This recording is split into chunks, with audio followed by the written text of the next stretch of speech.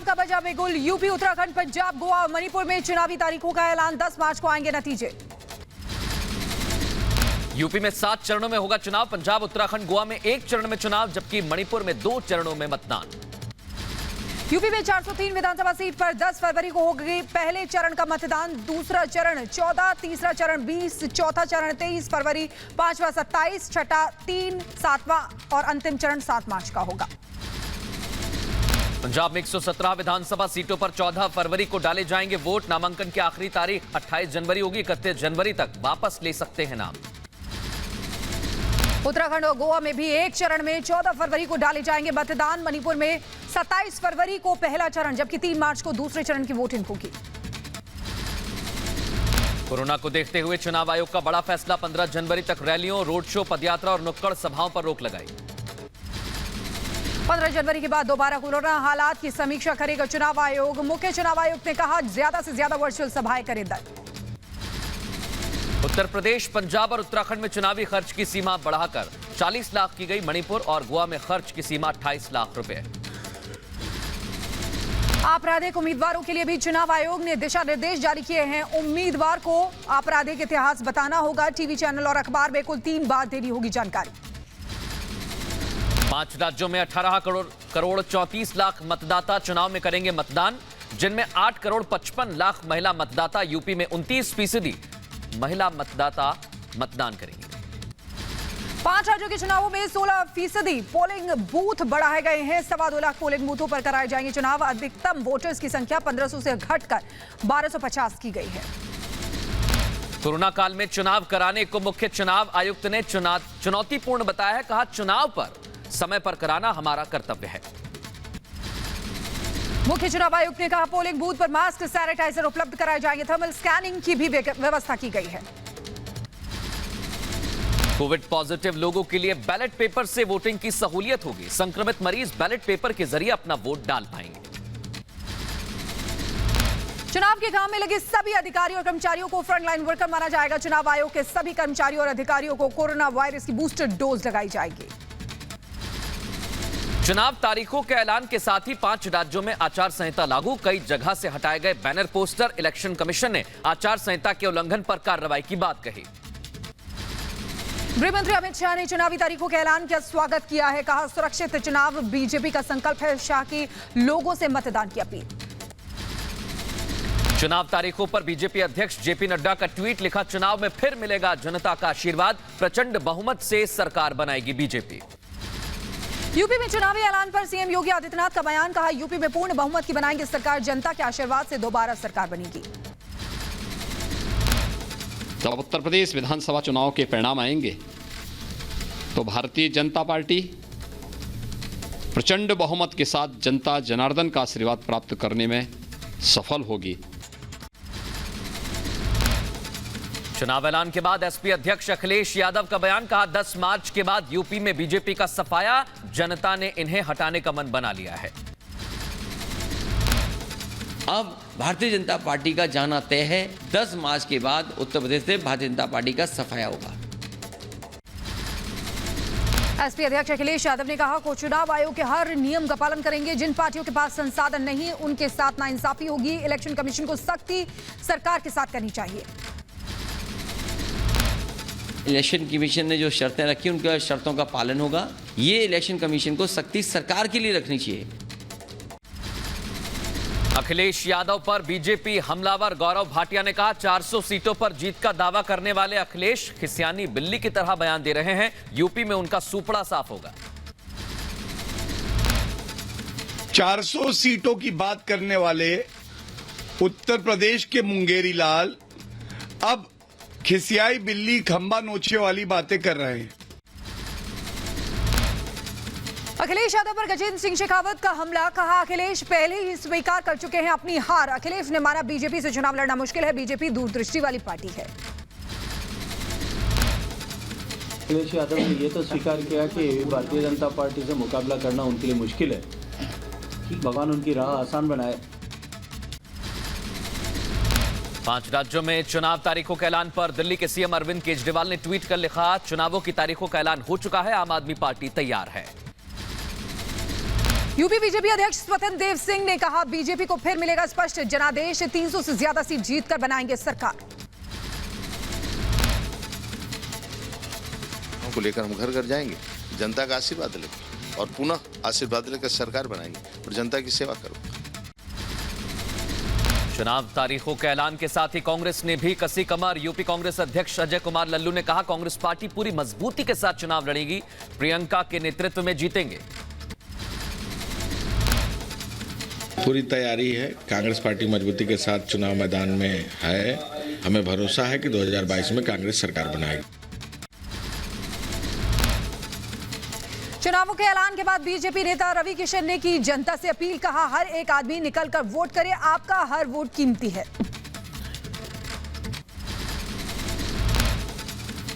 कांग्रेस नेता मल्लिकार्जुन खड़गे ने निष्पक्ष चुनाव की मांग की, कहा हम भविष्य में देखेंगे कि वो कैसे काम करते हैं। कांग्रेस नेता तारिक अनवर ने भी चुनाव आयोग से निष्पक्ष चुनाव कराने की मांग की है, कहा आने वाले वक्त में पता चलेगा कि इलेक्शन कमीशन कितना निष्पक्ष है। बीजेपी के प्रदेश अध्यक्ष मदन कौशिक ने उत्तराखंड में किया जीत का दावा, पिछली बार से हमारी बड़ी जीत होगी, हम जनता के पास 5 साल के विकास के कामकाज को लेकर जाएंगे। युवा नेतृत्व हमारे पास है, राज्य में एक मजबूत संगठन हमारे पास है, तो निश्चित रूप से मोदी जी के मार्गदर्शन में युवा मुख्यमंत्री के नेतृत्व में एक मजबूत संगठन के आधार पर। हरीश रावत ने 14 फरवरी को उत्तराखंड में परिवर्तन की तारीख बताई, कहा कांग्रेस के पक्ष में मतदान होगा, महंगाई बेरोजगारी के मुद्दे पर लड़ेंगे चुनाव। 14 तारीख परिवर्तन की तारीख है और 14 तारीख को इस बार कांग्रेस के पक्ष में मतदान होगा, भाजपा गच्छ होगी, कांग्रेस विजयी होगी। पंजाब के सीएम चन्नी ने चुनाव तारीखों के ऐलान का स्वागत किया, कहा पंजाब के विकास की पूरी कोशिश की, सीएम पद पर फैसला पार्टी करेगी। चुनाव के ऐलान पर पंजाब के पूर्व सीएम कैप्टन अमरिंदर ने कहा, चुनाव का दिन पंजाब का भविष्य तय करेगा, जल्द अच्छा होगा। पंजाब के कैबिनेट मंत्री राजकुमार वेरका ने कहा, चुनाव के लिए कांग्रेस तैयार, पंजाब में पूर्ण बहुमत के साथ बनाएंगे सरकार। केंद्रीय मंत्री और पंजाब प्रभारी गजेंद्र सिंह शेखावत का बयान, कहा हम पंजाब में सरकार बनाएंगे, हम सरकार बनाने के लिए चुनाव लड़ेंगे। आम आदमी पार्टी के नेता राघव चड्ढा ने पंजाब में जताई जीत की उम्मीद, कहा हमें पूरा विश्वास है कि 14 फरवरी को पूरा Punjab I love you Kejriwal कहेगा। यूपी चुनाव को लेकर अखिलेश यादव का बहुत बड़ा ऐलान, कहा समाजवादी पार्टी की सरकार बनी तो छात्रों को फ्री लैपटॉप दिया जाएगा। फिर एक बार समाजवादी पार्टी अपने नौजवानों को, छात्रों को जो आगे की पढ़ाई पढ़ेंगे उनके लिए फिर सरकार से लैपटॉप उपलब्ध कराने का काम सरकार से होगा। सीएम योगी आदित्यनाथ ने विपक्ष पर साधा निशाना, कहा कोरोना काल में गायब था विपक्ष, हमने प्रदेश के विकास के लिए काम किया, चुनाव को लेकर हमें कोई डर नहीं। देखिए, विपक्ष के पास कोई मुद्दा तो है नहीं। मुझे लगता है कि इनका कोरोना में किसी का अता पता था, कोई भी था। यूपी में अखिलेश यादव ने फ्री बिजली का वायदा दोहराया है, कहा सरकार बनी तो 300 यूनिट फ्री बिजली देंगे। 300 यूनिट जो फ्री समाजवादी पार्टी का फैसला है और साथ ही साथ उसके किसानों को सिंचाई के लिए बिजली मुफ्त। यूपी चुनाव में बीजेपी और एसपी में वीडियो वॉर, बीजेपी ने जारी कर समाजवादी पार्टी पर साधा निशाना, एसपी की उल्टी एबीसीडी ने किया यूपी का बंटाधार, जनता भूली नहीं है हत्या, अपराध और भ्रष्टाचार। यूपी में वीडियो वॉर पर सियासत गरमाई है, बीजेपी आईटी सेल पर केस दर्ज कराएंगे अखिलेश, कहा बीजेपी की टीम मेरे खिलाफ झूठा प्रचार कर रही है। भारतीय जनता पार्टी की टीम लगातार लगी हुई है कि कैसे झूठा प्रचार हो। यूपी में कानून व्यवस्था को लेकर विपक्ष पर बरसे योगी आदित्यनाथ, 2017 से पहले बेटियां असुरक्षित थीं, लेकिन अब माहौल बदल चुका है। 2017 के पहले प्रदेश की बेटियां असुरक्षित थी। 2017 के बाद यह परिवर्तन साफ आया है कि उत्तर प्रदेश की बेटी उत्तर प्रदेश के अंदर है। अखिलेश यादव का सीएम योगी पर करारा हमला, कहा ये सिर्फ नाम बदलने वाले मुख्यमंत्री हैं, जनता अब इन्हें बदल देगी। ये ऐसे मुख्यमंत्री हैं केवल नाम बदलने वाले हैं, इतना जनता ही नहीं बदल देगी। एसपी अध्यक्ष अखिलेश यादव ने कहा सभी दलों से सीट बंटवारे पर बात हो चुकी है। चुनाव घोषणा के बाद सीट बंटवारे का ऐलान होगा। हमारी आरएलडी की सीटों की बातचीत हो चुकी है, साथ ही साथ और सहयोगी दल हैं उनके साथ भी सीटों की बातचीत हो गई है। तारीख का इंतजार कर रहे हैं और उसके बाद काम आगे बढ़ेगा। यूपी में दंगों को लेकर अखिलेश पर सीएम योगी आदित्यनाथ का करारा हमला। कहा 2017 के बाद यूपी में कोई दंगा नहीं हुआ है, पहले दंगाई को सम्मानित किया जाता था। 2017 के पहले प्रदेश में दंगे होते थे, पेशेवर दंगाइयों को मुख्यमंत्री आवास में बुला के सम्मानित किया जाता था। सीएम योगी ने कहा यूपी में पहले आतंक का माहौल था, 2017 के बाद यूपी में कोई आतंकी घटना नहीं हुई है। आतंकवादी जहां मर्जी वहां विस्फोट कर लेते थे। 2017 के बाद एक भी विस्फोट नहीं हुआ, एक भी दंगा नहीं हुआ, ये फर्क साफ है। कांग्रेस महासचिव प्रियंका गांधी ने वर्चुअल संवाद किया। कहा महिलाओं को 2000 रुपए देने से काम नहीं चलेगा, महिलाओं को मजबूर नहीं मजबूत बनाना है। यूपी विधानसभा चुनाव के लिए निषाद पार्टी ने ठोका दाव। यूपी के 24 सीटों पर लड़ेगी चुनाव। पार्टी के अध्यक्ष संजय निषाद ने की घोषणा। कहा बीजेपी ने सीट बंटवारे पर अब तक कुछ नहीं बोला। मैंने उनको दिया है लिस्ट और निश्चित रूप से मिलेगा हमें। आपको कितना लगता है सर, कितनी सीट? अब उन्हें 160 सीट हम जिता रहे हैं, तो निश्चित रूप से हमने जो सीटें दी है उस पर हमारे समाज के लोग तैयारी कर रहे हैं। निषाद पार्टी के अध्यक्ष संजय निषाद ने कहा जब हम सरकार में शामिल होंगे तभी निषादों को आरक्षण मिलेगा, सरकार से बाहर रहकर नहीं मिलेगा। भारतीय जनता पार्टी इस समय जज की भूमिका में दिल्ली उत्तर, हमें सीट नहीं जीत चाहिए, हमें खाली उतनी सीट चाहिए कि इससे हम अपनी आवाज को सदन में उठा सकें। यूपी के अलीगढ़ में एआईएमआईएम नेता गुफरान नूर का विवादित बयान। कहा दलित मुस्लिम साथ चलेगा, बाबर जैसा राज चलेगा, देश में एक दिन बाबर जैसा राज होगा। दलित मुस्लिम साथ चलेगा, दलित मुस्लिम साथ चलेगा, दलित मुस्लिम साथ चलेगा। सबसे बड़ी पार्टी होने के बाद भी आम आदमी पार्टी को झटका नहीं मिला। चंडीगढ़ मेयर का पद बीजेपी की सरबजीत कौर बनाई गई मेयर। चंडीगढ़ मेयर चुनाव में बीजेपी को 14 और आम आदमी पार्टी को 13 वोट मिले। बैलेट पेपर फटा होने की वजह से आपका एक वोट रद्द हुआ। कांग्रेस और अकाली ने वोटिंग में हिस्सा नहीं लिया। चंडीगढ़ मेयर चुनाव के नतीजों पर घमासान। आम आदमी पार्टी के पार्षदों का हंगामा, बीजेपी पर धांधली का आरोप लगाया। चंडीगढ़ मेयर चुनाव में हार पर आप नेता राघव चड्ढा का गुस्सा फूटा। कहा बीजेपी और कांग्रेस के बीच गुप्त गठबंधन, आंकड़ों की बाजीगरी की गई। आंकड़े हमारे साथ थे, मेयर हमारा बनना चाहिए, लेकिन ये बीजेपी और कांग्रेस ने अलायंस कर ली, साथ में अफसरशाही को खरीद लिया। बीजेपी का आम आदमी पार्टी पर हमला। कहा आम आदमी पार्टी ने मर्यादा को तार किया है। चंडीगढ़ के लोगों को बधाई देता हूं। उत्तराखंड के आपके सीएम उम्मीदवार कर्नल कोठियाल की बढ़ सकती है मुश्किलें। बाल संरक्षण आयोग ने डीजीपी को नोटिस भेजकर कार्रवाई के निर्देश दिए। चुनाव प्रचार में नाबालिग बच्चों के इस्तेमाल का आरोप।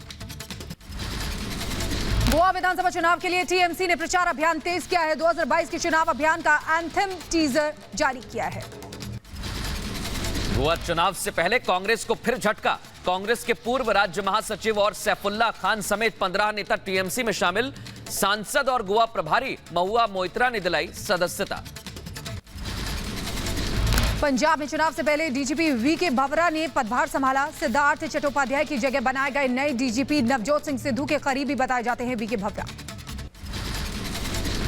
पीएम मोदी की सुरक्षा में चूक पर पहला एक्शन। फिरोजपुर के एसएसपी हरणवीर तबादला उनका किया गया है। 9 और पुलिस अधिकारियों का भी तबादला। पीएम मोदी सुरक्षा मामले पर बठिंडा एसएसपी ने अपनी जिम्मेदारी से झाड़ा पल्ला। कहा मेरी जिम्मेदारी सिर्फ बठिंडा में थी, मेरी जिम्मे सिर्फ 38 किलोमीटर का रूट था, आगे का रूट फिरोजपुर में आता है। पंजाब सुरक्षा चूक मामले में एनआईए अधिकारी नियुक्त। एनआईए से आईजी संतोष रस्तोगी करेंगे जांच। सुप्रीम कोर्ट के निर्देश के बाद नियुक्ति हुई। एमएचए की 3 सदस्यीय जांच टीम ने 12 बड़े अधिकारियों से पूछताछ की है। फिरोजपुर में अफसरों से एमएचए की टीम ने किया सवाल जवाब। पीएम की सुरक्षा में सेंध पर चश्मदीदों का बड़ा खुलासा, कहा पंजाब पुलिस ने प्रदर्शनकारियों पर नहीं लिया एक्शन, प्रदर्शनकारियों की खातिरदारी कर रहे थे पुलिसकर्मी। पुलिस ने हटाने की कोशिश नहीं की, पुलिस क्या कर रही थी? क्योंकि तस्वीरें आ रही है कि वो चाय पी रही थी प्रदर्शनकारियों के साथ। हाँ, इधर खड़े थे सब। पंजाब के फिरोजपुर से बीएसएफ ने जब्त की पाकिस्तानी नाव। बीएसएफ का तलाशी अभियान जारी। अंतर्राष्ट्रीय सीमा पर डीटी मॉल सीमा चौक के पास गश्त के दौरान देखी गई नाव। सुरक्षा चूक मामले में ग्राउंड जीरो पर रिपब्लिक नेटवर्क, मात्र 21 मिनट की दूरी पर था पाकिस्तानी बॉर्डर। पंजाब के सीएम चन्नी का प्रधानमंत्री पर विवादित ट्वीट। जान की फिक्र तो बड़ी जिम्मेदारी ना लेते सीएम चन्नी ने सरदार वल्लभ भाई पटेल के बयान को ट्वीट किया।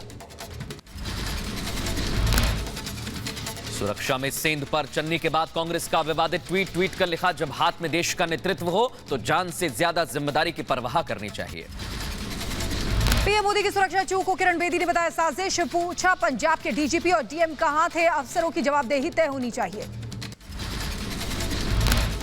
इतना चूक नहीं हिलती, मूव नहीं करती जब तक उसको स्टेट क्लियरेंस ना मिले, और स्टेट क्लियरेंस मिलता है डीजीपी से। क्या डीजीपी ने क्लियरेंस दी तो झूठी दी, तो जवाब दो। पूर्व डीजीपी प्रकाश सिंह ने रिपब्लिक नेटवर्क से बात की, कहा एसपीजी की भूमिका होती है सीमित, लेकिन पहली जिम्मेदारी राज्य पुलिस की होती है, बहुत बड़ी घटना हो सकती थी। पूर्व डीजीपी प्रकाश सिंह का सुरक्षा चूक पर बड़ा बयान, कहा एक पुलिस अफसर की हैसियत से मुझे शर्म आती है, सिर्फ 15 किलोमीटर दूर था इंटरनेशनल बॉर्डर। अफसर की हैसियत से मुझे शर्म आती है कि आज हमारी ये हालत हो गई कि हम प्राइम मिनिस्टर को स्मूथ पैसेज नहीं दे सकते। पूर्व डीजीपी का बयान, कहा कोई अप्रिय घटना हो सकती थी, लश्कर जैसे आतंकी संगठनों का टारगेट 15-20 मिनट तक एक ही जगह पर बना रहा, ड्रोन से दुनिया में कई मौत को अंजाम दिया जा चुका है। ड्रोन से कितने बड़े बड़े हस्तियों की हत्या हो चुकी है, बताओ। यहाँ टारगेट 10 मिनट या 15 मिनट एक जगह खड़ा है। बीजेपी के राष्ट्रीय महासचिव तरुण चुग ने सुरक्षा चूक को लेकर उठाए सवाल, कहा सीएम चन्नी अपनी जिम्मेदारी से मुंह फेर नहीं सकते हैं, पीएम की जानकारी लीक करना देशद्रोह है। चन्नी साहब, इससे आप अपनी ड्यूटी से भाग नहीं सकते, देशद्रोह है। किसने लीक किया प्रधानमंत्री का दौरा, किसने लीक किया वो रोड से आ रहे। दिग्विजय सिंह का पीएम मोदी पर शर्मनाक बयान, कहा पीएम की नौटंकी अब जनता समझने लगी, भीड़ आई नहीं, जुमला जड़ दिया। सुरक्षा चूक पर नेता उदित राज का बयान, सुरक्षा चूक को नौटंकी बताया, कहा सत्ता की भूख के लिए पुलवामा कांड हुआ। उदित राज के ट्वीट को एमपी कैबिनेट मंत्री विश्वास सारंग ने दुर्भाग्यपूर्ण और शर्मनाक बताया, कहा सेना को अपमानित करने का काम किया है, ये कांग्रेस का हिडन एजेंडा है। सिंह जी क्या जाने भाई, मैं तो पहले से कहते आया हूं कि सुर्खियों में आने के लिए दिग्विजय सिंह जी बिना किसी तथ्य के बातचीत करते हैं। प्रधानमंत्री की सुरक्षा नहीं कर सकता, वो अपने राज्य की जनता की सुरक्षा क्या करेगा। बीजेपी नेता रामेश्वर शर्मा ने उदित राज और दिग्विजय सिंह पर साधा निशाना, कहा कांग्रेस खूनी सत्ता हथियाने के लिए कुछ भी कर सकती है, सत्ता की भूख में पीएम की जान लेना चाहते हैं। देखिए, चाहे उदित राज हो या दिग्विजय सिंह, ये पागलपंथी का भूत सवार है। कांग्रेस वो है जो अपनी सत्ता की भूख मिटाने के लिए किसी भी खून से इतिहास रच सकती है। कांग्रेस नेता मीम अफजल का बीजेपी पर बड़ा हमला, कहा पंजाब में चुनाव से पहले बीजेपी माहौल बना रही है। देखिए, वो हर चीज में एक बहाना तलाश करते हैं, ये असल में उन्हीं का लगाया हुआ शताबा है, जिसको बढ़ा चढ़ा करके भारतीय जनता पार्टी के लोग जो है बात कर रहे हैं। पीएम सुरक्षा पर छत्तीसगढ़ मुख्यमंत्री भूपेश बघेल का बयान, कहा यह सब सिर्फ राजनीतिक फायदे के लिए किया गया है, क्योंकि 70,000 कुर्सियों पर 700 लोग नहीं थे। कि प्रधानमंत्री जी गए, वहाँ 70,000 कुर्सियां लगी थी, 700 लोग नहीं थे। बड़ी बात यह है, आखिर 70,000 कुर्सियों को संबोधित करने प्रधानमंत्री कैसे जाते हैं। महाराष्ट्र अध्यक्ष नाना पटोले ने सुरक्षा चूक पर उठाए सवाल, कहा आखिरी वक्त में उनका रूट क्यों बदला, अचानक बीजेपी कार्यकर्ता वहां कैसे जमा हो गए। प्रधानमंत्री जैसे पद के लिए सुरक्षा में लैकुना रहना ये गलत है, और ये सब चीजों की जांच हो, और इसलिए माननीय सुप्रीम कोर्ट ने भी इसमें हस्तक्षेप किया है। कोरोना की तेज रफ्तार के बीच दिल्ली में सोमवार सुबह तक वीकेंड कर्फ्यू, नई पाबंदी लगाने की तैयारी, सोमवार को डीडीएमए की बैठक। दिल्ली में वीकेंड कर्फ्यू में पुलिस का पहरा, बिना वजह बाहर निकलने पर रोक, जरूरी सेवाएं जारी, ट्रेन, बस और फ्लाइट है तो घर से बाहर निकल सकते हैं। कोविड को देखते हुए राज्य ने बढ़ाई सख्ती। कर्नाटक में भी कोरोना के चलते कम की गई राज्य परिवहन की बसें। इमरजेंसी सर्विस के लोगों को ही वीकेंड पर बसों में एंट्री। मुंबई में लॉकडाउन के डर से फिर पलायन करने लगे लोग। रोजाना आ रहे कोरोना के 20,000 से ज्यादा मामले।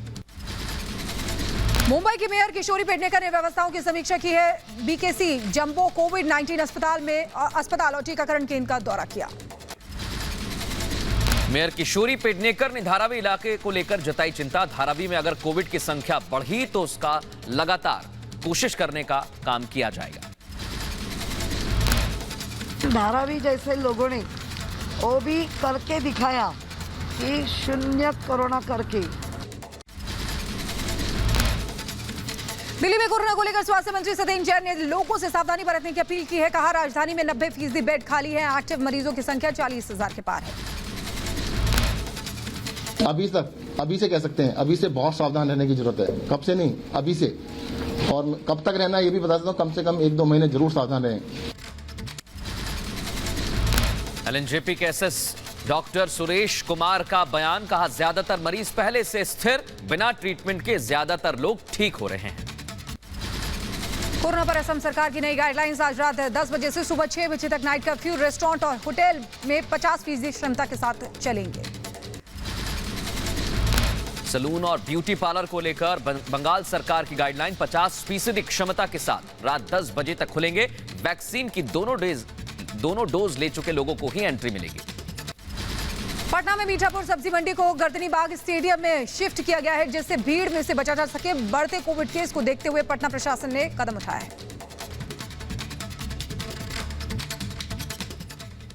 और यहां रुकते हैं एक छोटे से ब्रेक के लिए। ब्रेक के बाद भी खबरों का सिलसिला जारी रहेगा।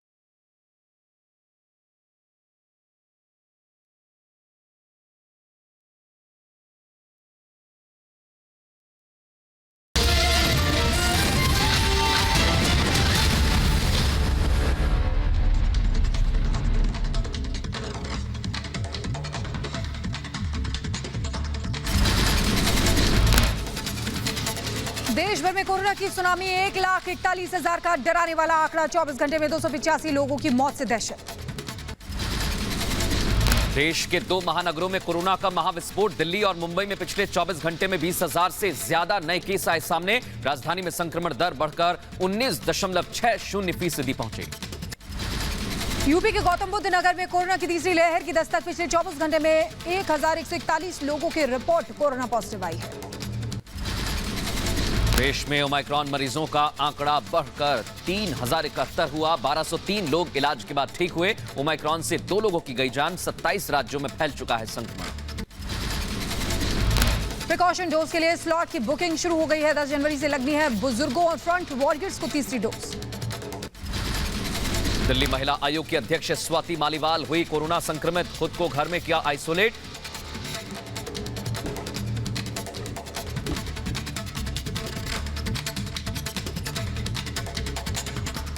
संपर्क में आए लोगों से कोविड टेस्ट कराने के लिए भी कहा।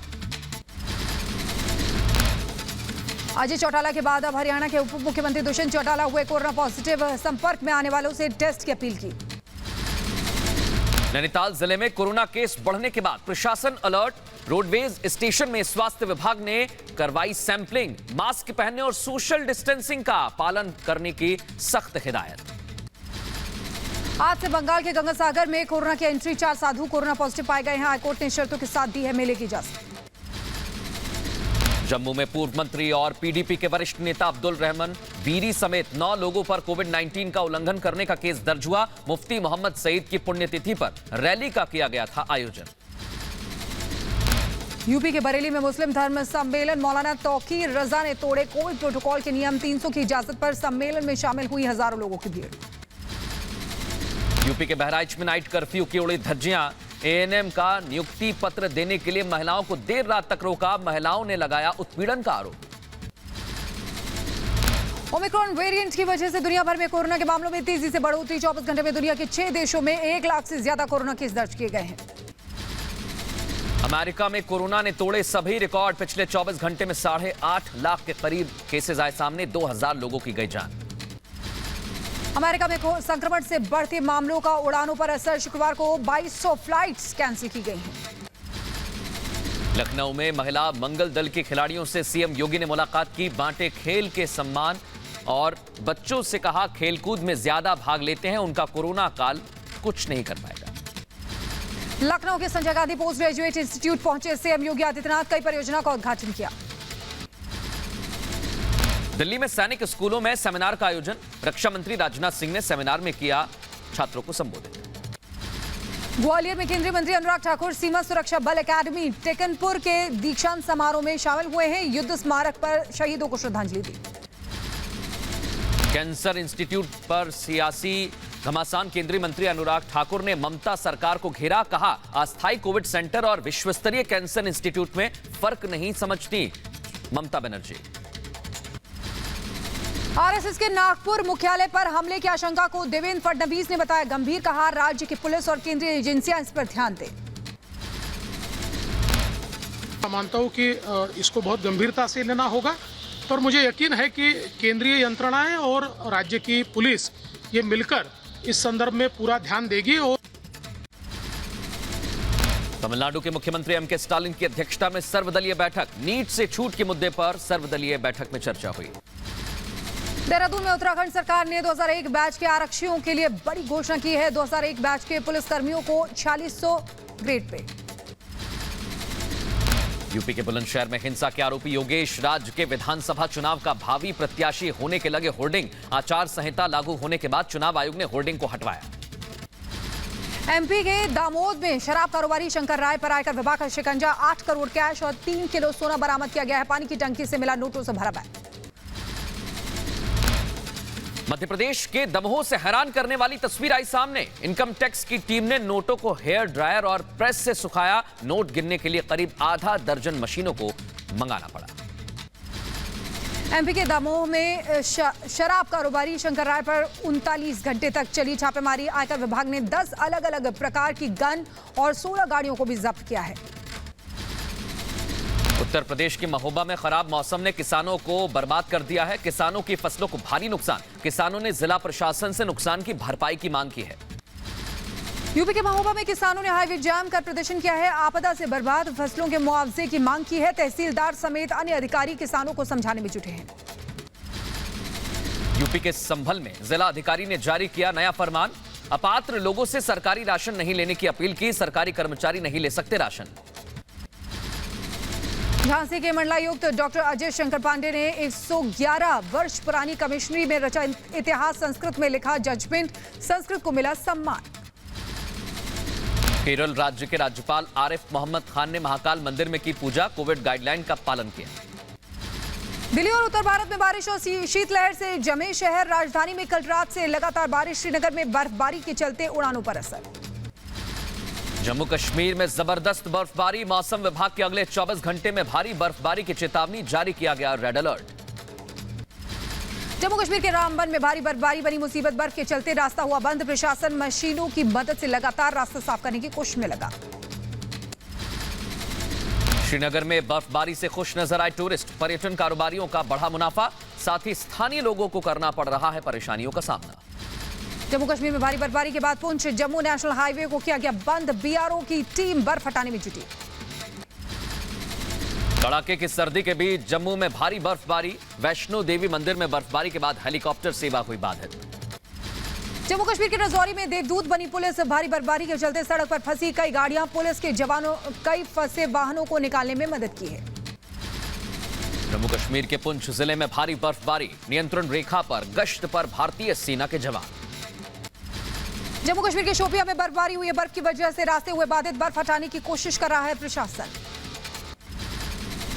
जम्मू कश्मीर के उधमपुर में लगातार बारिश और बर्फबारी। कई जगह पर भूस्खलन की वजह से नेशनल हाईवे पर आवाजाही बंद कर दी गई है। भारी बर्फबारी के बीच एलओसी पर गश्त कर रहे हैं सेना के जवान। बर्फीले तूफानों के बीच भी अपनी ड्यूटी पर मुस्तैदी से जुटे हैं। घाटी में फौजी बने फरिश्ते। भारी बर्फबारी के बीच गर्भवती को पहुंचाया अस्पताल। सोशल मीडिया पर सेना की जमकर हो रही है तारीफ। हिमाचल प्रदेश में भारी बर्फबारी के बीच येलो अलर्ट जारी किया गया है। धर्मशाला में भारी बर्फबारी की वजह से ठंड बढ़ गई है। दिल्ली एनसीआर में कल रात से हो रही भारी बारिश ने बढ़ाई ठंड। बर्फीली हवाएं और ठंड लोगों को कर रही है परेशान। मौसम विभाग के मुताबिक अगले 24 घंटे जारी रहेगी बारिश। दिल्ली में रात भर हुई बारिश से कई इलाकों में जलभराव के हालात। मंडावली में अंडरपास में भरा पानी। कई गाड़ियां फंसी। दिल्ली से सटे गुरुग्राम में भी बारिश की वजह से हालात बिगड़े। रात भर हुई बारिश की वजह से सड़कें हुई लबालब। गाड़ियों की रफ्तार पर ब्रेक लगा। यूपी के आगरा में भी रात से रुक रुक कर बारिश ने तापमान में गिरावट दर्ज की गई है। कड़ाके की ठंड से लोगों का हाल बेहाल। बारिश से प्रदूषण के स्तर में सुधार। उत्तर प्रदेश की मथुरा में आकाशीय बिजली गिरने की वजह से किसान की मौत। एक किसान गंभीर रूप से घायल। उज्जैन में भारी बारिश के साथ गिरे ओले। सड़कों पर जमी बर्फ की परत। फसलों को हुआ भारी नुकसान। झारखंड के गुमला में नक्सलियों की बौखलाहट आई सामने। सड़क निर्माण में लगे 27 वाहनों को आग लगाई। मजदूरों के साथ भी मारपीट की। तेलंगाना में आत्महत्या के लिए उकसाने के मामले में आरोपी टीआरएस विधायक का बेटा गिरफ्तार। 3 जनवरी से था फरार। 4 लोगों ने की थी आत्महत्या। कुख्यात गैंगस्टर और अंतर्राष्ट्रीय खिलाड़ी अजय गुर्जर गिरफ्तार। दाऊद के भाई और छोटा शकील के बहनोई के साथ थे रिश्ते। आरोपी अजय के पास से 5 जिंदा कारतूस बरामद। ऑटोमेटिक पिस्टल भी बरामद की गई। आंध्र प्रदेश के विजयवाड़ा में एक घर में 4 लोगों का शव मिलने से सनसनी फैल गई। पुलिस ने खुदकुशी की आशंका जताई है। शवों को पोस्टमार्टम के लिए भेजा गया है। उत्तर प्रदेश के अंबेडकर नगर में सड़क विवाद। कहा सुनी के बाद मारपीट हुई। एक शख्स की मौत। ग्रामीणों ने लगाया रास्ते पर जाम। यूपी के सहारनपुर में पकड़ी गई हथियारों की बड़ी खेप। सिंचाई विभाग के पुराने खंडर में चल रही हथियार फैक्ट्री पर मारा छापा। 2 तस्करों को किया गिरफ्तार। उत्तर प्रदेश के अंबेडकर नगर में बुद्धिस्ट बलून मार्केट में आग लगी। पूरे मार्केट में तस्वीरें सामने आई। कई सामान जलकर खाक। लाखों का नुकसान हुआ है। बेंगलुरु में नारकोटिक्स विभाग की बड़ी कार्रवाई। विदेशी महिला से 995 ग्राम ड्रग्स बरामद हुई है। एनसीबी की टीम पूछताछ में जुटी है। मध्य प्रदेश के बड़वानी में पत्नी की हत्या कर पति ने की खुदकुशी। पुलिस ने मामला दर्ज किया। जांच शुरू की। यूपी के सोनभद्र में एसटीएफ और आबकारी विभाग की टीम ने अवैध शराब फैक्ट्री का खुलासा किया है। मौके से 8 आरोपी गिरफ्तार। करीब 3 लाख नगद बरामद। उत्तर प्रदेश के आगरा में पुलिस और बदमाशों के बीच हुई मुठभेड़ में 8 बदमाश गिरफ्तार, 2 बदमाश गोली लगने की वजह से घायल हुए। मध्य प्रदेश के बैतूल में अनाज से भरे ट्रक में आग लग गई। मौके पर पहुंची फायर ब्रिगेड की टीम ने आग पर काबू पाया। उत्तर प्रदेश के अंबेडकर नगर सड़क हादसे में लेखपाल की दर्दनाक मौत, तेज रफ्तार गाड़ी की चपेट में आने की वजह से हुआ हादसा। पुलिस ने शव को कब्जे में लेकर पोस्टमार्टम के लिए भेजा। पाकिस्तान में बर्फबारी और हिमस्खलन में 19 लोगों की मौत। पाकिस्तानी गृह मंत्री शेख राशिद अहमद ने दी जानकारी। बाकी लोगों का बचाव अभियान जारी। न्यू इंग्लैंड में हुई मौसम की पहली बर्फबारी, कई इलाकों में 1 फीट तक बर्फबारी हुई। अमेरिका के वॉशिंगटन में कई इलाकों में भारी बारिश के बाद बाढ़ आई है। कई इलाकों में ट्रैफिक बाधित हो गया। न्यूयॉर्क में बर्फबारी हुई, लेकिन स्कूल खुले रहे। मौसम से बेपरवाह पर्यटकों ने बर्फबारी का लुत्फ उठाया। तालिबान लड़ाकों ने पंजशीरी युवकों का काबुल से अपहरण कर बनाया बंधक। वीडियो में एक चौकी पर युवकों का अपहरण करते दिखे तालिबान। इक्वाडोर में गैलापागोस द्वीप ज्वालामुखी फटने से लावा और गैस का निकलना जारी। आबादी वाले इलाकों को फिलहाल खतरा नहीं। अमेरिका के व्योमिंग में हाईवे पर पुलिस की पेट्रोलिंग कार फिसल गई। हादसे में बाल-बाल बचे पुलिस अधिकारी। कजाकिस्तान में लोगों ने राष्ट्रपति के आदेश के विरोध में किया धरना प्रदर्शन। यहां शांति भंग करने पर राष्ट्रपति ने दिया है गोली मारने का आदेश।